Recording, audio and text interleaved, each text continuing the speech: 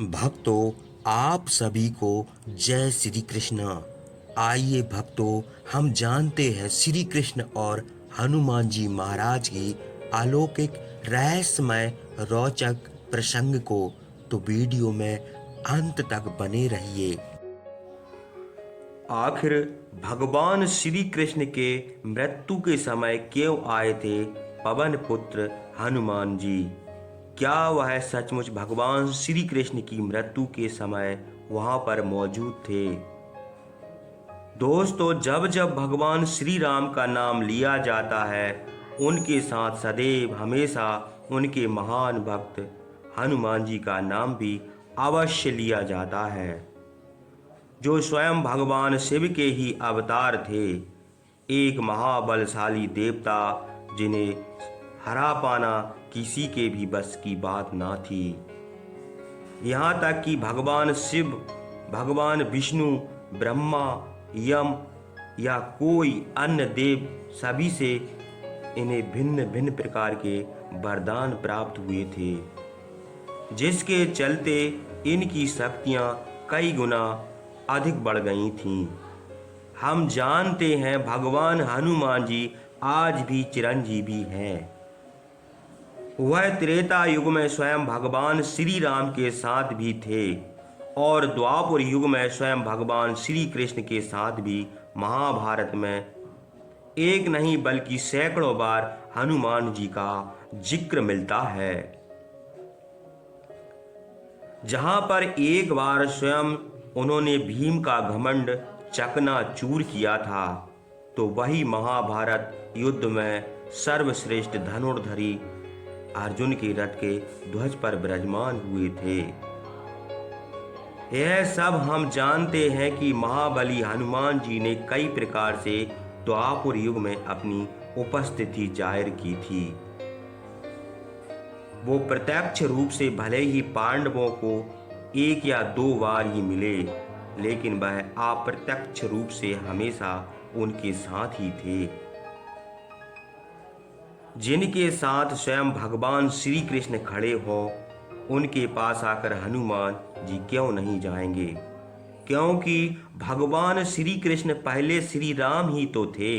वही द्वारका में भी कई बार भगवान हनुमान जी का जिक्र मिलता है, जहां स्वयं भगवान श्री कृष्ण ने उन्हें आमंत्रित किया था।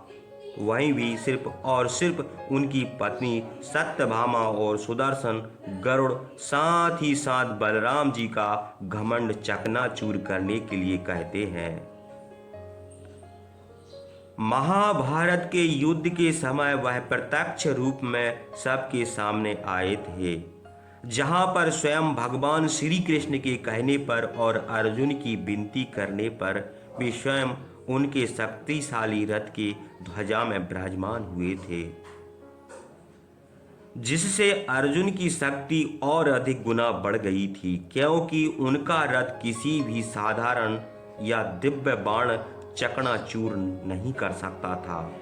लेकिन महाभारत का युद्ध खत्म होने के पश्चात वह वापस अपने पुनः स्थान में चले गए थे, जहां वह सदैव भगवान श्री राम का जाप करते रहते थे।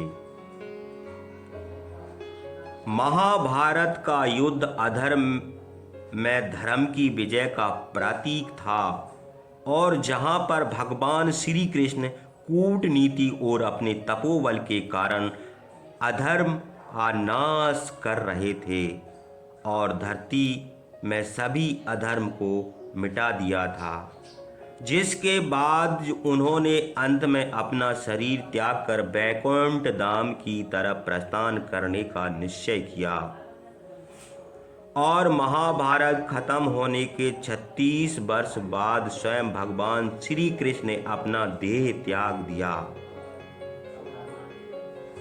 इसके पीछे भी पूर्व जन्म त्रेता युग के समय का वह साहब मौजूद था, जो स्वयं बाली की पत्नी ने उन्हें दिया था, और वह बाली ही था जो एक शिकारी के रूप में आकर भगवान श्री कृष्ण के पैर पर उन्हें मृग समझकर वार कर देता है, एक बाण छोड़ देता है, जिसकी वजह से स्वयं भगवान श्री कृष्ण को देह त्यागना पड़ा था।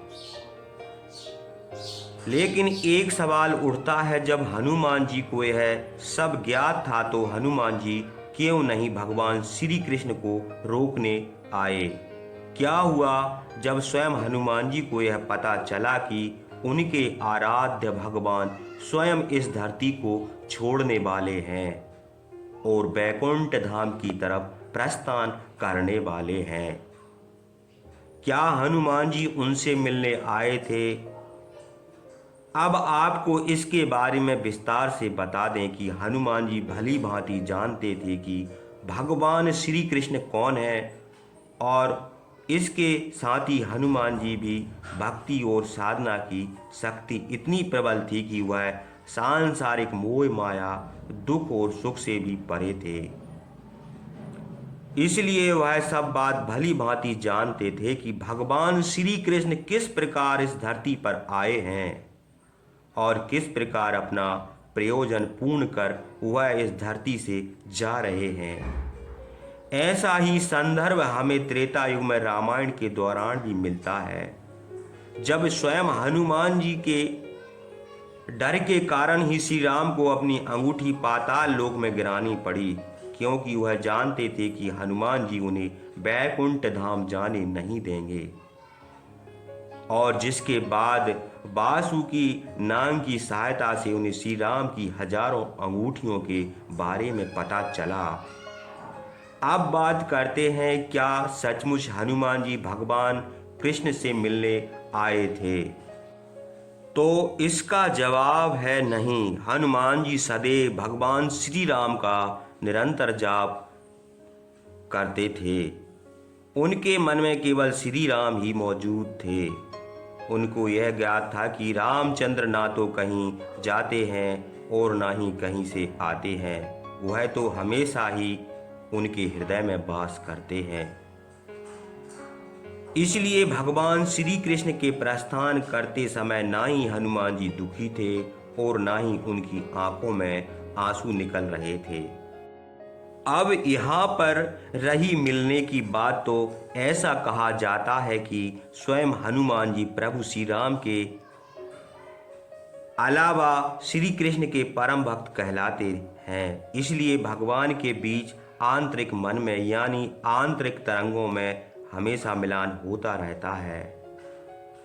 इस प्रकार से कहा जाता है कि स्वयं श्री कृष्ण जी और हनुमान जी अपने अंतर्मन से हमेशा एक साथ ही रहते हैं और हनुमान जी हमेशा अपने भगवान के ध्यान में लगे रहते हैं। इस प्रकार से भगवान स्वयं हनुमान जी के साथ उनके अंतर्मन में विराजमान रहते हैं।